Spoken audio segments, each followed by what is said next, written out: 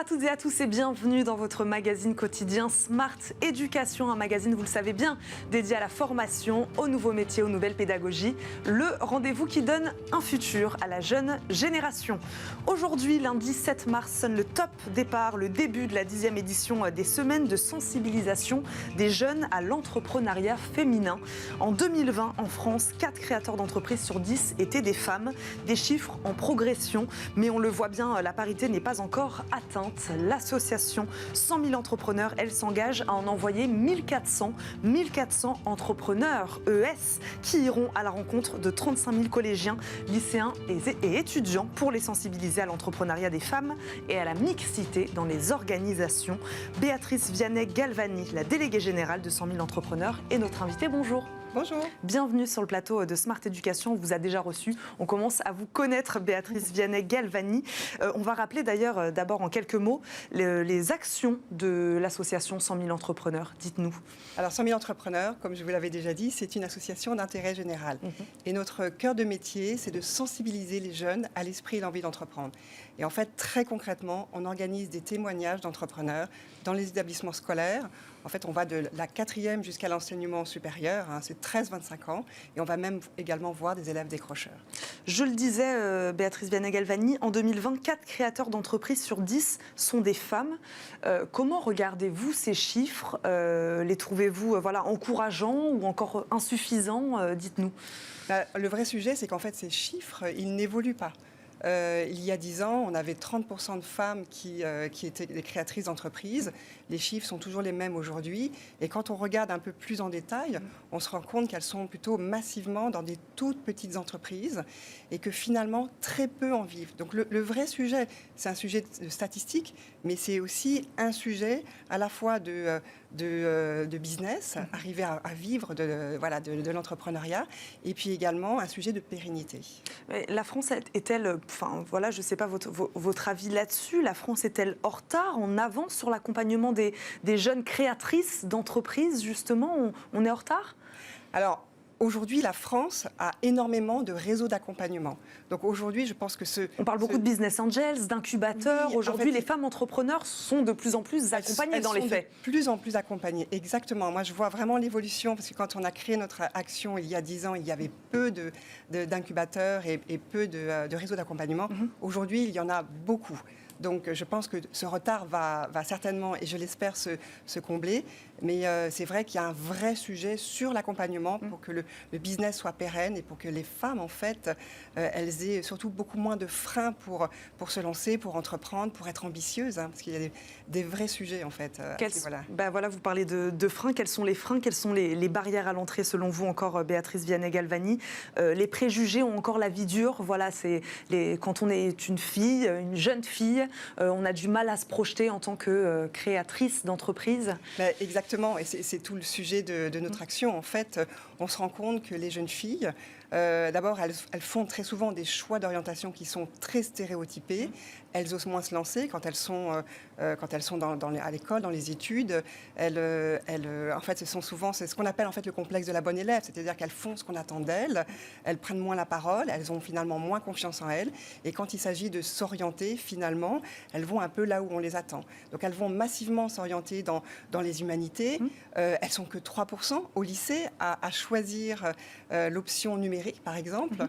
Et ensuite, dans les études supérieures, quand elles font des études scientifiques, c'est très souvent plutôt des filières comme la médecine ou les filières équines, par exemple. Donc, il y a un vrai sujet de rôle modèle.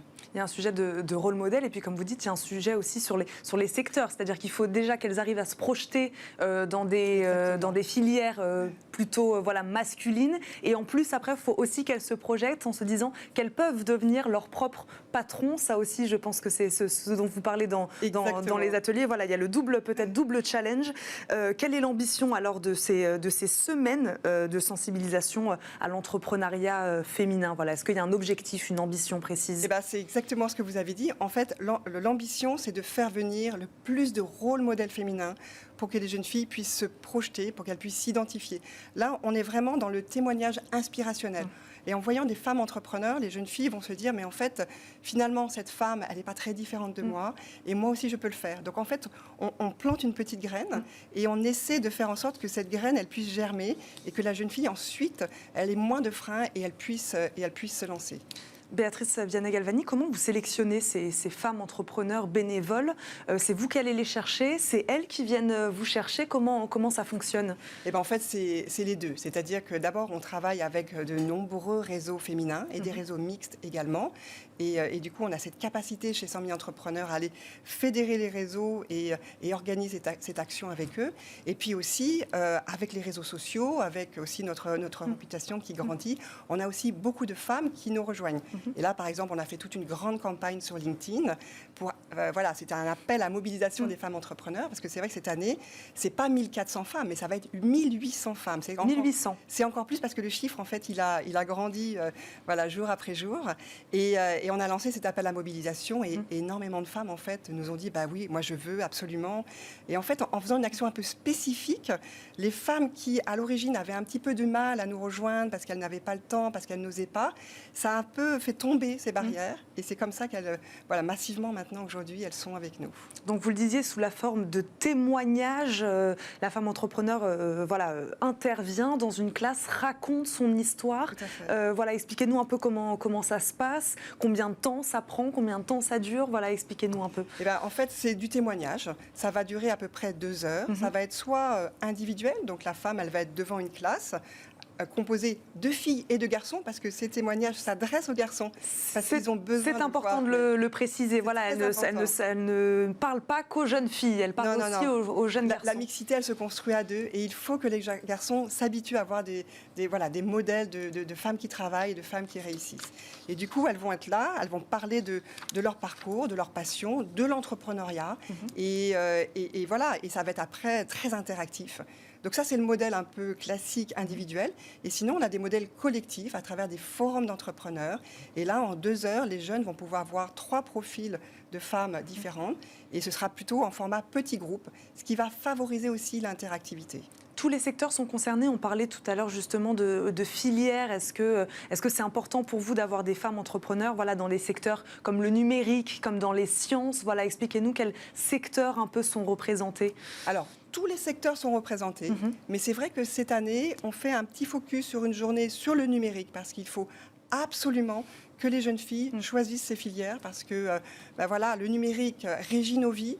C'est très important que l'intelligence artificielle, si je peux donner un exemple, soit à la fois créée par des hommes et par des femmes, parce qu'on ne peut pas oublier 50% de l'humanité quand on va créer le monde de demain. Donc du coup, on a ce focus numérique, on a également un focus industrie et un focus agriculture. Mais sinon, tous les secteurs en fait sont représentés. Pourquoi ces 2 autres sujets, industrie et agriculture?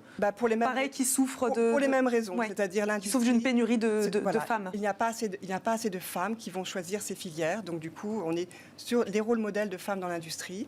Et dans l'agriculture, c'est la même chose. Béatrice Vianney-Galvani, vous en parliez un tout petit peu tout à l'heure, vous parliez des réseaux sociaux. Aujourd'hui, donc, ces femmes entrepreneurs, elles interviennent dans les classes, en présentiel, enfin en tout cas, elles viennent rencontrer ces jeunes. Est-ce que vous utilisez d'autres supports aussi, peut-être comme les réseaux sociaux, ou est-ce que c'est prévu à l'avenir, voilà, d'utiliser les codes de ces jeunes pour leur parler, peut-être, avec des vidéos, voilà, des interactions sur des outils qui connaissent bien aussi? Oui, tout à fait. Alors, on a, donc c'est vrai que je dirais la base de 100 000 entrepreneurs, c'est le témoignage en présentiel. On a également créé un programme Entrepreneurs même pas peur, donc avec un site qui a pour objectif de faire bouger la génération, cette nouvelle génération, la génération Z. Et on a du coup des vidéos. On avait organisé une grande conférence avec des vidéos de femmes entrepreneurs.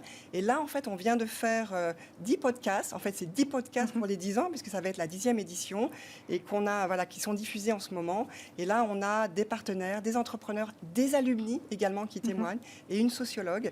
Et tout ça, en fait, c'est à la fois pour les entrepreneurs, mais aussi pour les jeunes. Et on va les utiliser aussi avec nos enseignants comme outil pédagogique, parce que c'est très, très inspirant. Béatrice Vianney-Galvani, quel est le niveau de sensibilisation des jeunes filles? C'est vrai que c'est une question qu'on peut se poser sur ce sujet avant vos interventions. Voilà, est-ce que voilà, les retours que vous pouvez en faire, est-ce qu'elles découvrent ce sujet pour la plupart? Voilà, quel est leur niveau de sensibilisation sur ce sujet de l'entrepreneuriat féminin? Écoutez, à chaque fois, c'est pour elles une surprise. C'est-à-dire que... elles ne se doutent pas non, qui... elles ne se doutent pas que finalement, ça s'adresse aussi à elles et que c'est possible. Et alors... Du coup, ce qu'on va faire d'ailleurs cette année, on va faire une grande mesure d'impact, justement pour mesurer l'évolution de l'intentionnalité, voir si tous les messages ont bien été retenus. Mais en tout cas, nous, ce qu'on a pu mesurer déjà par nos propres moyens, c'est qu'il y a cette surprise et qu'il y a cette envie qui évolue et que, en fait, ça provoque vraiment quelque chose dans l'esprit de ces jeunes filles. On n'en a pas parlé tout à l'heure. C'est vrai qu'on imagine que la femme entrepreneur qui vient et qui intervient dans une classe est quelque part un exemple de quelqu'un qui a réussi. Voilà, c'est l'exemple de la réussite. Est-ce qu'il y a quelque chose, en tout cas dans le discours de cette femme entrepreneur qui vient intervenir, qui parle aussi peut-être des difficultés qu'elle a aussi rencontrées? Est-ce que c'est important de tenir ce discours en disant, voilà, j'ai réussi, mais non sans mal? Voilà. Bien sûr, c'est très important. L'entrepreneuriat, c'est difficile. L'entrepreneuriat, on a tendance à dire, ce sont des montagnes russes. Et en fait, les femmes vont évidemment raconter leur histoire, raconter les obstacles qu'elles ont eus. Mais ce qui est intéressant, c'est qu'elles vont montrer que, en fait, elles ont eu des obstacles, elles ont eu des échecs, elles ont rebondi. Et en fait, c'est une vraie leçon de résilience. Et c'est tout ça, en fait, qui va donner envie. Mais évidemment, c'est important d'être très réaliste parce que d'abord, tout le monde ne peut pas être entrepreneur. Mais nous, ce qu'on veut, c'est que les jeunes soient entrepreneurs de leur vie. Donc, à travers ce témoignage, que ça leur donne envie de vraiment être maîtres de leur avenir. Qu'ils se disent au moins que c'est possible, en tout cas, de le faire. Dernière question, il nous reste quelques secondes. Comment comptez-vous donc étendre ensuite ces actions-là de sensibilisation que vous allez faire pendant ces 3 semaines-là, je crois? Voilà, comment on étend ces actions-là dans le temps? J'imagine que c'est peut-être quelque chose que vous avez prévu ou que vous faites déjà d'ailleurs avec l'association 100 000 entrepreneurs. Alors en fait, c'est vrai qu'on a ce grand focus au mois de mars, mais finalement c'est quand même toute l'année. Et au mois de mars, donc on aura 1800 femmes qui vont à la rencontre de 40 000 jeunes. Ça va être dans 15 régions, France métropolitaine et dans les Outre-mer, et également dans des établissements français à l'étranger. Mais c'est vrai que toute l'année, finalement, on a quand même aussi ce type de demande. Et puis notre objectif, c'est de faire en fait 10 fois plus dans les 10 prochaines années. Donc là, voilà, dans 10 ans, 400 000 femmes au mois de mars, et puis finalement toute l'année pour aller à la rencontre des jeunes. C'est ce qu'on vous souhaite, c'est ce qu'on nous souhaite, c'est ce qu'on souhaite à la société. Merci beaucoup Béatrice Vianney-Galvani d'avoir répondu à nos questions. Je le rappelle, vous êtes donc déléguée générale de l'association 100 000 entrepreneurs. Merci d'avoir parlé entrepreneuriat féminin avec nous aujourd'hui. Merci à vous de nous avoir suivis. Vous l'avez compris, c'est déjà la fin de cette émission, mais on se retrouve très vite pour un nouveau numéro de Smart Éducation. Merci à Caroline Ricross de m'avoir aidé à la préparer, cette émission. À très vite sur Bismart.